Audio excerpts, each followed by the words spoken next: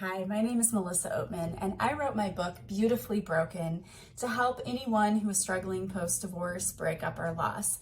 I, too, have been where you've been, and I can tell you that you can get through it and you can come out on the other side even more beautiful than before. And I thought today that I would read an excerpt for you from my book. This is from chapter 14, and it's called Jumping Back In. Dating after a divorce can be a very daunting task. I liken it to jumping out of an airplane without a parachute, except even that isn't as frightening. The thought of having to get back out there and date made me feel anxiety like I had never experienced before. My friends and family insisted that I had to get back out there again. I could tell that they thought I was going to end up being a crazy cat lady, except I had no cats, which is even more pathetic. You have to get back on the horse, they would say. Well, what the hell does that mean anyway? I don't want a horse, I want a man. On second thought, a horse is probably easier to deal with than a man. Never mind. I don't think the horse would fit inside the door of my favorite bar. I could have a lifetime designated driver though. I guess that still isn't a good idea. I needed to find an actual, real human man. Oh, that sounded a little desperate. I'm definitely not desperate.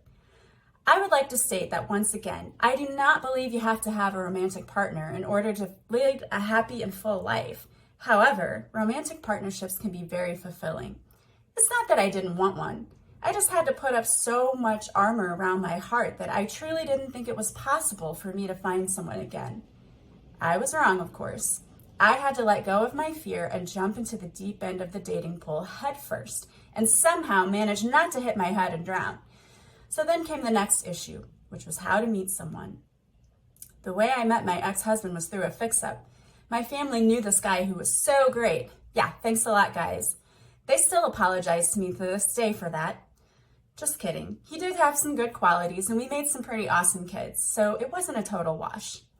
You may have friends who think they know they're doing you a solid by setting you up with every single guy they know. What I found out about my friends is that we have very different tastes in men. Yes, a third nipple does bother me. No, I don't enjoy listening to hours of Yanni. No, I prefer not to sample your bathtub beer. You get the idea.